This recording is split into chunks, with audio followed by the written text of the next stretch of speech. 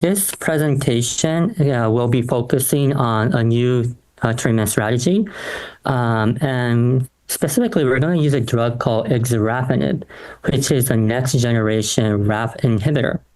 So I'd like to introduce a little bit of the background of this project. So in lung cancer, there's multiple oncogenes that you can specifically target. And there's multiple oncogenes found, and it's being druggable. And for this project, I'm focusing on BRAF alterations.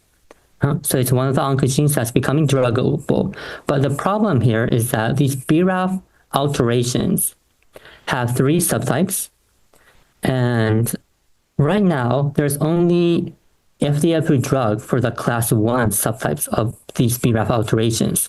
And I won't go through into details too much, but these class 2 and class 3 BRAF alterations doesn't have any treatment options at the moment. So this drug called Exarafenib, what's so special about it is that it can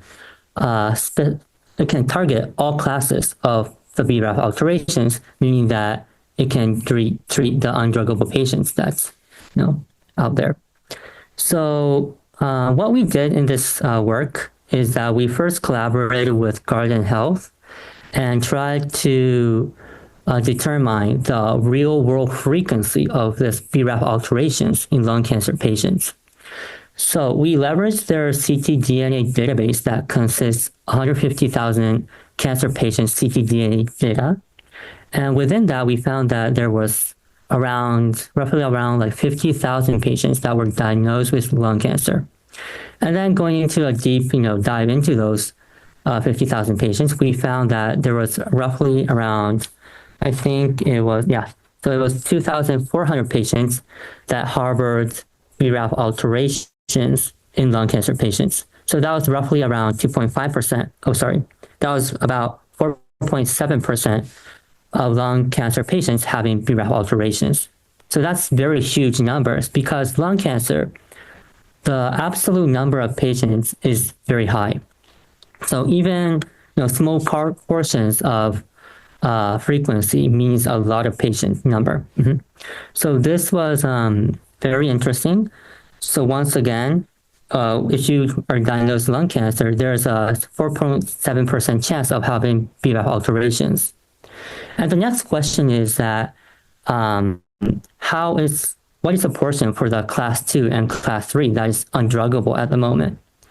So then we look into the classification of this 2,500 patients, and we found that 66% of these BRAF alterated patients harbor either class 2 or class 3.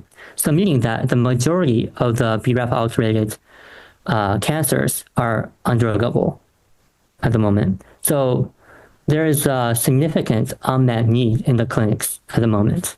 Collaboration with Guardant Health, we elucidate the significant unmet clinical need, and then I collaborated with the company that had Exarafenib, and then my task here was to confirm the mechanism of action of this drug. So first, I did a cell-free assay and cell-based assay confirming that the RAF inhibitor specifically targets the RAF kinase proteins and successfully inhibit those activity. So after I did those experiments, and then I expanded using preclinical models such as patient-derived cell lines and in vivo CDX and PDX models to confirm the anti-tumor effects of Exarafenib. And so far, this drug shows very nice, I was able to confirm nice mechanism of action and also confirm the great anti-tumor effects of this compound. So it looks promising. And then because of molecular inhibitors, it's almost inevitable to acquire resistance eventually. So what I did here is that I made a resistant model of Exarafenib using the patient-derived cell lines. And I made 3 sets of resistant cells.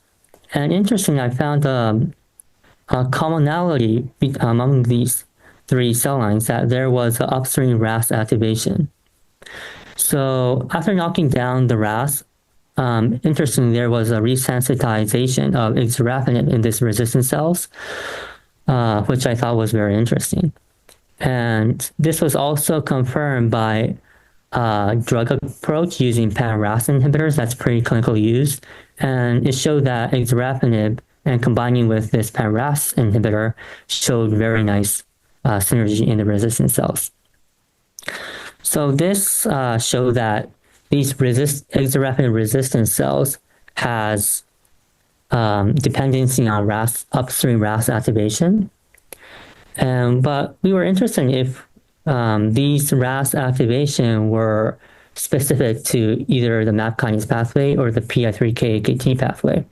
So we expanded our drug screening using MAP kinase inhibitors and PI3K-AKT inhibitors, and it resulted that all the MAP kinase pathway inhibitors show nice synergy with exarafenib, meaning that the upstream RAS activation was specifically activating the MAP kinase pathway. In other words, these resistant cells were still heavily dependent on the MAP kinase pathway. So that's the interesting finding that I found from the resistant cells. And also, I'm going into mechanism, how the RAS is activated. And so far, I'm getting very interesting results. And hopefully I can compile that data and publish in the paper in the near future. So after that, finally, I show clinical case studies using exarafenib, which is from the clinical trial using exarafenib. And here I show 2 clinical case studies heavily using exarafenib, showing nice tumor reduction.